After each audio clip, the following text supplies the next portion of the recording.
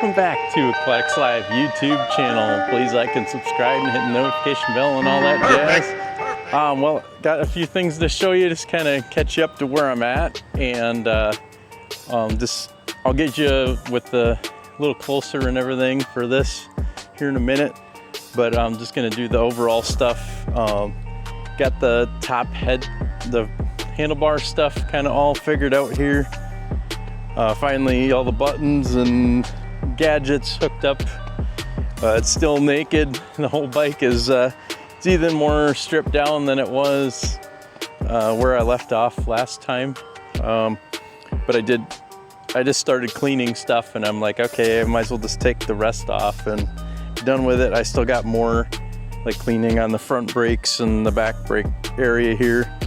But I'm just gonna jump in and show you like where I'm at right now, and then show you the project for today. All right, a little more close up here of what's going on. I have all this bolted down now. Got these little things here. I'm gonna put some adhesive here and clamp this yet for this edge, but I'm not sure. I might want to take some of this and change it around yet, but I think I'm pretty good with where I want it now. And I got both sides done. That's like 3D printed stuff. I'm gonna paint these screws, you know, the black yet, but I just want to make sure this thing was super solid. It's not going anywhere now. I got all some brackets put inside of here. So I think you saw that on the last video, but if you missed that, anyway. And then here's the mirror setup and some standoffs. It's kind of like more of an adventure rig setup now. Both of these mirrors are, and then if it does fall over or something, they will just fold down, so I'm not worried about anything breaking. Here's my controls here, horn, blinkers, anyway, and high beam, low beam, and yeah, get you in there, and emergency flasher. So, yep. So hopefully the lighting's not too bad. And so anyhow, I'm glad that's all set up. I still got to get this mounted up. This is it's a temp, it does an RPM temp gauge, and there's like a clock, some other stuff, but I just pretty much just want the RPMs on it. And this is what I did for the right side. This is like an aluminum housing I found, and then got these switches here. That's the crank it over, kill switch, and then this one, I don't know what to use it for yet. It's open. Something else that I had to do was these master cylinders for the brakes. Kind of get you in there. The little window in here was like all gooey and sticky. I'm gonna pop some pictures in, and it was leaking on the left side, but this kind of stuff in the way over there. But I changed out both of them because you couldn't see them anymore anyway. I kind of show you the I popped it apart, but essentially this is like the remnants of one. It had eaten away and the little plastics crumbled out of it, so it was leaking through the window, and it's like sticky. So there's like little, this is what they do look like new anyway. So that's that. Yeah, this I'm just happy with. I got this nice and solid. So now the next project for today is I've been working on some of the wiring and stuff too as I'm doing it, just kind of cleaning things up.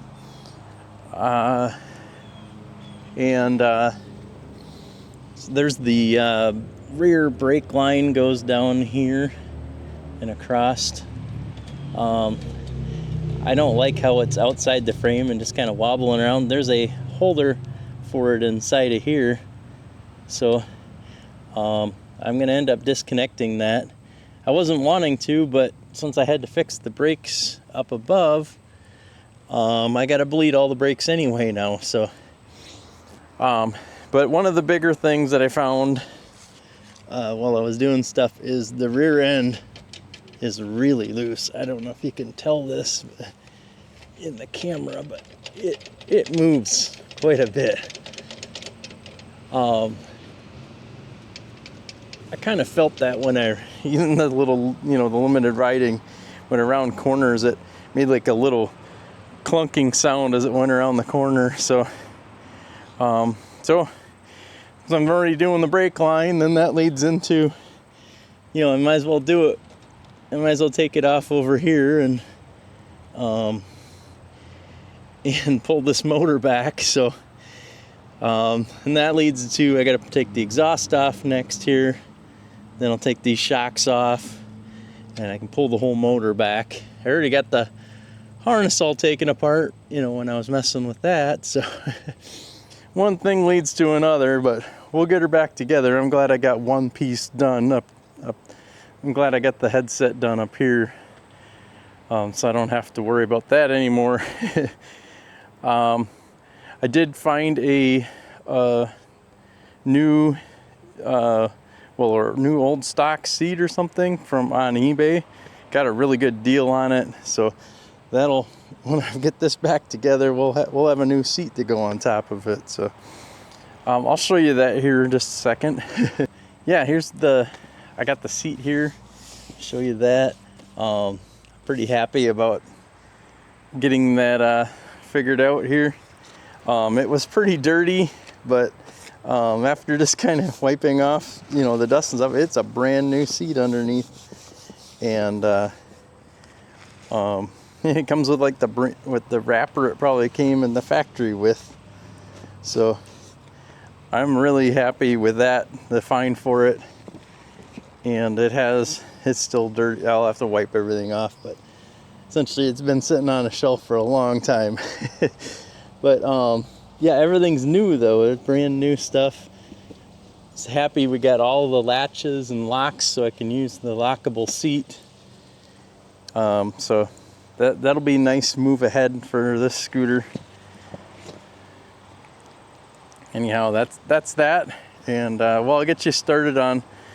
We're gonna try to finish pulling the motor out of here and seeing what how easy it is to swap out those bushings.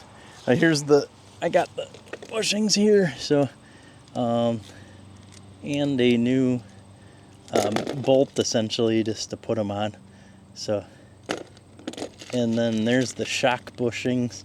I had to wait for all this stuff to come in, and I got a exhaust gasket here. So okay, so what we got to work on is trying to get this bar off that holds the engine mount bar, and then there's some bushings inside of here in multiple spots. We also have back here, it's in shot here, so yeah, we have back here is this is the shock mount. This is here's another, an extra one over forward here, but so I got to pull these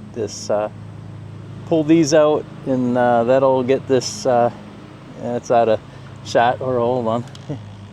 All right, so we're gonna pull this shock out of here. There's another one on the other side, of course. So I'll get all this stuff dropped out of here and bring you back. But I just kind of wanted to show you what I was gonna do. I'm sure you don't want to watch me turning nuts and stuff. So, but it looks like it's pretty easy to get this out of here. Essentially, this one has, I didn't see online, this one has a stabilizer bar hidden inside of here. It's like a rubber bushing bar that goes on the end here. So I'm not sure if other bikes have that or not, but I didn't find one online while I was looking for this stuff. But essentially this is the normal setup all of them have, but this was an add-on piece that I couldn't find, but it looks like it's going to be okay. Just the bushing inside the head here, I'm hoping is similar size to the rest of them. So we'll get that pulled apart, and I'm really hopefully, next after all this, I want to get this cover off here and see what kind of CVT setup we got in here. and get this the kickstart functional. That would be cool. So, but one thing at a time. So we'll get this motor dropped out of here and get these, and I'll bring you back in for getting these bushings pulled out of here. I couldn't find any videos on folks doing swapping out the bushings, so I'm gonna kind of go into a little more detail on that. I'll try to figure it out with you on the camera here. So here we go. All right guys, I'll bring you back for I'm gonna get these exhaust bolts, drop this exhaust pipe from the motor. I'm not sure if they're gonna break off, so anyway, I wanted to get the camera going. At least you guys get to see it break.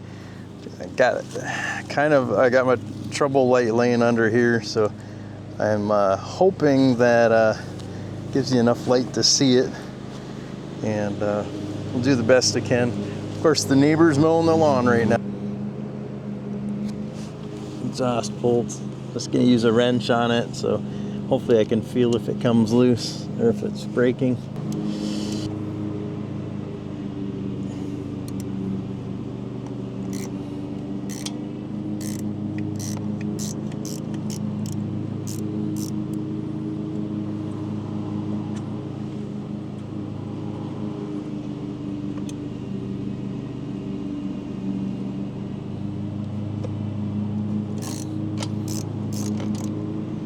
There you go.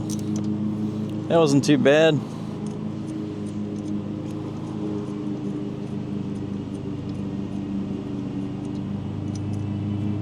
Oh, I dropped a washer though.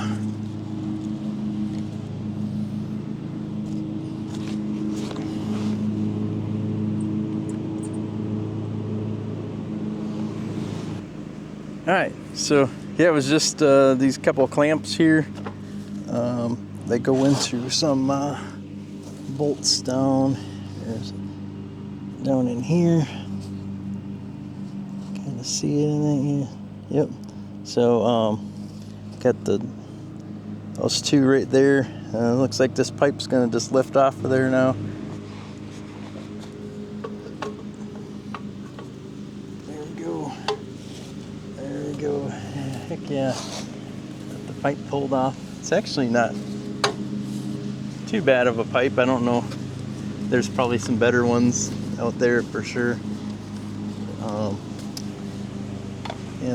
So I'm gonna look online and see if there's any that have this same flange. So maybe I could just get a cooler looking muffler on there. But I don't mind it. Maybe I'll paint it like flat black or something, though. It might be a little better than neighbor mowing. But anyway, we'll go ahead and pull this, pull the brake line bolt here, and then should be ready to roll this back end out of here. Well, I still have the main mount in yet over here, and this one here just kind of holds stuff in place while I get the rest of this moved. And then this nut's already off for this one. This one's already loosened up, so I'm just gonna get this off, and then we'll pull those two out quick, and I'll bring you back when I got the motor out of here. All right, one more little thing here where we get the motor pulled out. I noticed this one right here. Let me go ahead and put this is the rear where the shock was mounted, and this bushing right here is really bad. It's like all over there. I don't know if we can kind of see it on camera or not, but it's gone. That was one of the main ones, I guess. Look how bad that was. So yeah, I'll get these swapped out. That'll really firm it up. All right, guys. Well, I'm got the motor out finally. Here we go. It's free from the bike.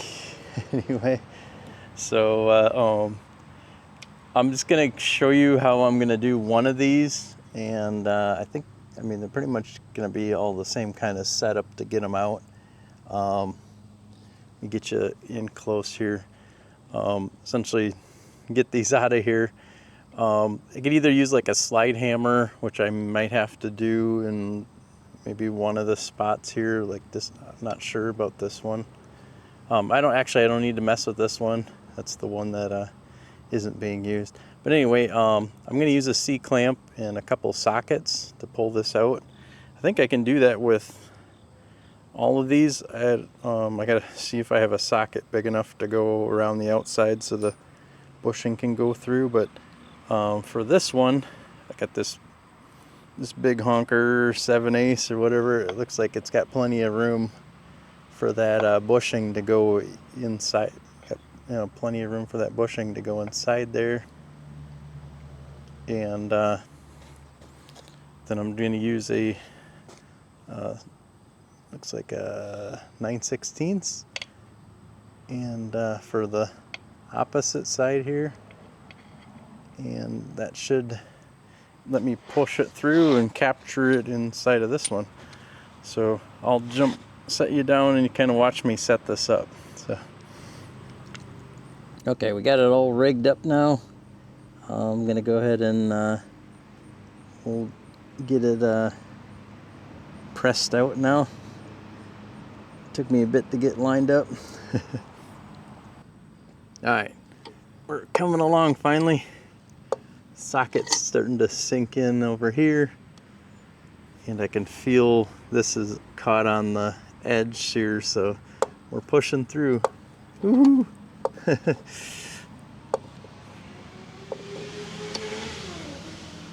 I'll show you the little close-up here going in. So that's pretty much the deal. I'm gonna get this one out, and then I'll be jumping on all the other ones here. We'll come back, and I'll let you watch this one finish off. Oh, there we go. And we captured the bushing inside of this socket here. It's kind of funny. You got a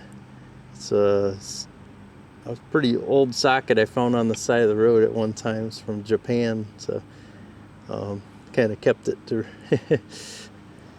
anyway.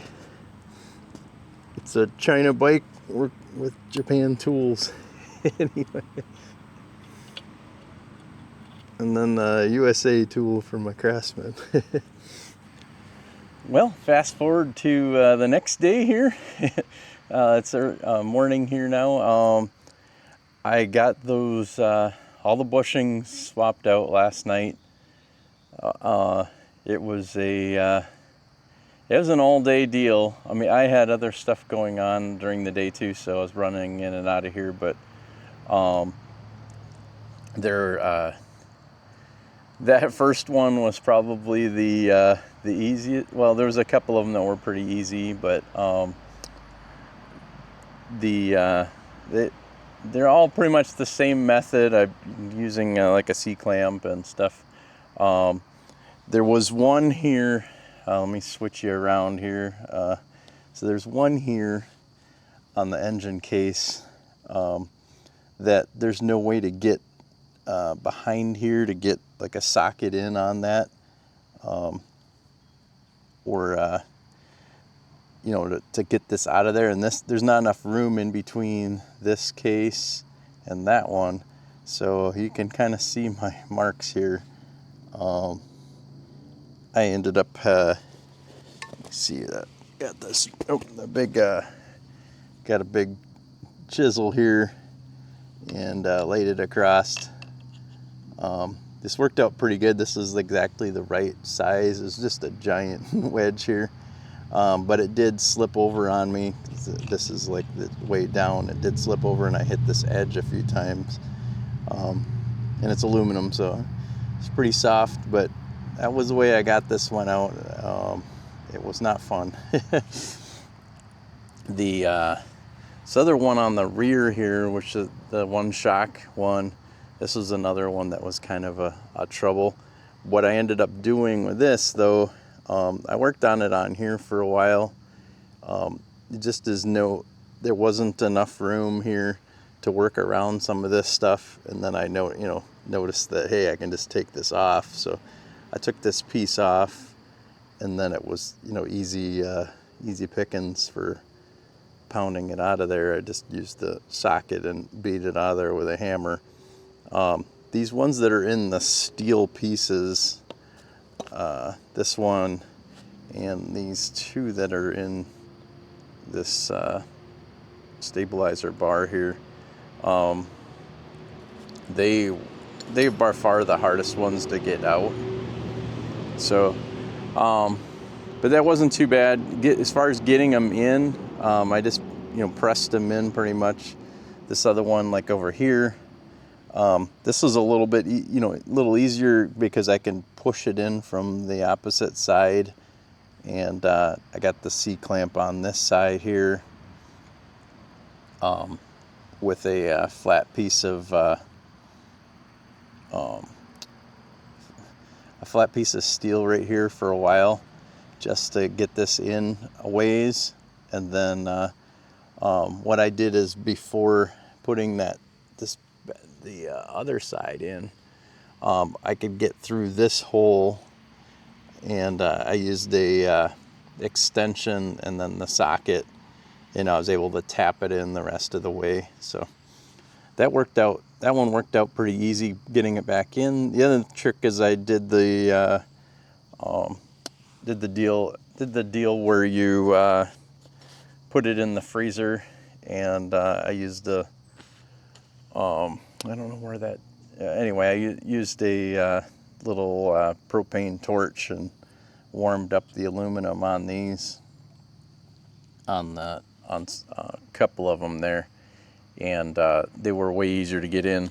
This one was the easiest to get them back in, because I had this separate. I just set this on the stove, and I heated up the steel housing on here, and then I put the bushing in the freezer. I did that last night. I put the bushings in the freezer last night, and then this morning I just put these on the stove, and I got both ends heated up on here, and then it was really easy to push them in this morning. So that was the last of it. So I'm going to go ahead and get this bar mounted in here. Get it mounted in. It goes like this. So I get the bar mounted in here, and then I can raise this motor back up into the bike. One thing I did find last night was this hose right here. It goes to the fuel pump. I disconnected that when I rolled this motor back, and looking back at the frame here, that connection right here, this had it's wet anyways, and that line right there, or gas was dripping out of here, so that's not such a good thing. Anyway, I'm gonna have to swap out this pump. It looks like it's a pretty slow leak because it's just barely wet, you know, in the morning. The only thing I really noticed was when I was moving the motor around, stuff was dripping out of this hose. I'm like, wait a minute, that's a vacuum line. It just goes to the side of the intake over here, and then into the top of the carburetor here. So, and this is where we get our vacuum impulses from. This one gives you the vacuum to this top side of the carburetor here, and then this one over here gives you the vacuum to do that pulse pump. Essentially, these lines are pretty rough on here too, so I'm gonna go ahead and, when I'm putting it all back together, I'm gonna replace those lines. And so, boy, a little extra work as I'm going, but it'll be fun. It's going to be lots of little stuff fixed on it. Should be a pretty smooth running bike when I get done. I think that was one of the issues with the bike, was that you get it started and you didn't want to, until it got heated up, it just didn't want to idle correctly. I turned up the idle a little bit, but I'm thinking that we might have been drawing some gas through that, through the tube here. So, and when it's on, when you're on low, when the engine's at low RPMs, the vacuum is the lowest, the highest on the line. So it would have been really trying to draw fuel through here. And you can tell this line right here is really stiff on the end that goes into the pump. So these vacuum lines aren't meant to have fuel running through them, so when they do, they get really crispy. So the rest of the hose is pretty soft, but you can kind of tell that's probably what was going on, as it was drawing that fuel through that line. So I'll be fixing a few extra little things. I mean, it didn't seem to affect it. It rode around fine. So, but I'm sure it would have failed down the road, and it would have far better to get it replaced now and then, like on the side of the road or something. So this motor rolled back into place. I'm going to get the bar mounted back in. Just stick it in the motor here. And there's something else I did. Show you here is this the bolt right here. Yeah, there's a new bolt, and I wish I would have showed before I did this, but I put a heat shrink sleeve. Just happened to be the same size as this bolt, and I was able to slide that in there, and it fits in there so smooth. That will get rid of some of this rattle on here. It's not going to change anything as far as that's going to wear out, I'm sure, but it'll make it a little quieter. It might not rattle as much. So it's just a little side thing in case you guys want to do that, because it was a little rattly in there, and I'm like, yeah, that might make it a little quieter. So hopefully it doesn't cause any new problem. But all right. Well, change of plans a bit. I had to mount the bar in the bike ahead of time. I realized that there's this other stabilizer over in here that needs to line up.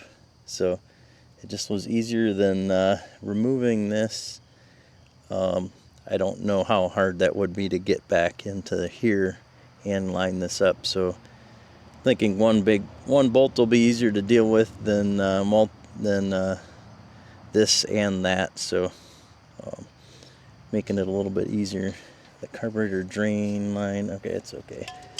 I need to get that fixed up head too. It was just kind of hanging around in here. All right, well, we're gonna try to record the struggle of getting this on. I'm gonna put a little bit of silicone grease on the shaft on this mounting bolt. Hopefully that'll keep it from messing around, or maybe it'll help it from rusting a little bit. So anyway, it's kind of a combination of getting this all lined up and lifted at the same time. So let's see. Just getting it in here was kind of a bugger, so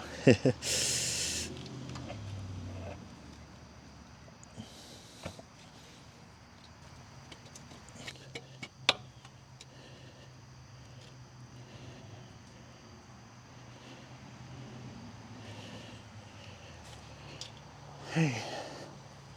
Looks like I got it mostly in. I guess try to tap it through. There we go.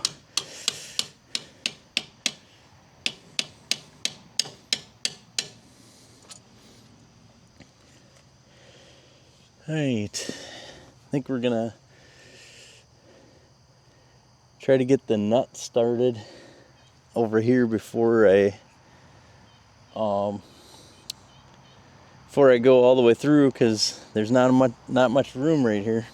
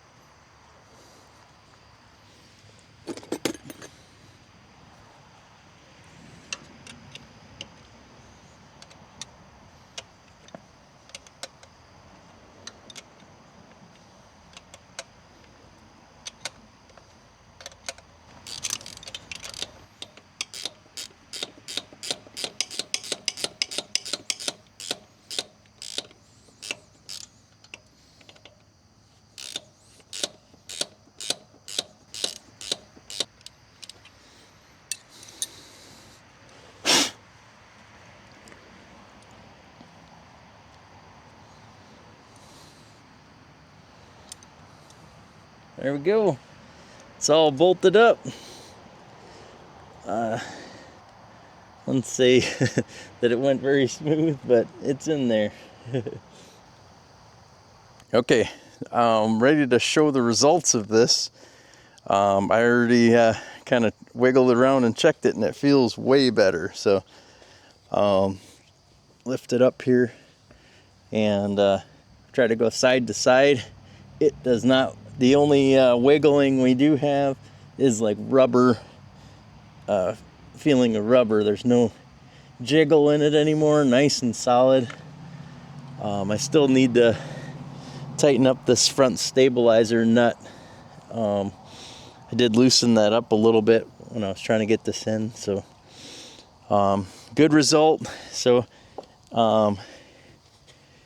we'll see you guys in another week or so, and we'll get the rest of the bike, or I'm gonna get the shocks and stuff put back in, and the next video is gonna be like doing some more assembly, kind of get it ready for to ride around a little bit again. Well, it's there might be more stuff we encounter on the way, but I'm looking forward to doing the part where you got the CVT and tuning and all that kind of stuff. So, but I got it this far along. I'm happy with the where we're at, and yeah, now it's just I'll get the shocks and covers back on, or the engine covers on, and start hooking up all the wires and stuff. So hopefully the next video we'll be doing like a first startup again after this major modifications of the controls and the engine essentially taken out of here. There's one thing I did forget to show. We'll get over here. I'll bring you in. I hooked up I think I showed you, I'm not sure about this, but I got dual horns I put in. One's low tone and one's high tone. And then right here is a, like in the Philippines, they have these, the motorbikes, they have different, you hold down the horn button and it'll switch back and forth between there, and they're just different high tone, low tone variations that it does. So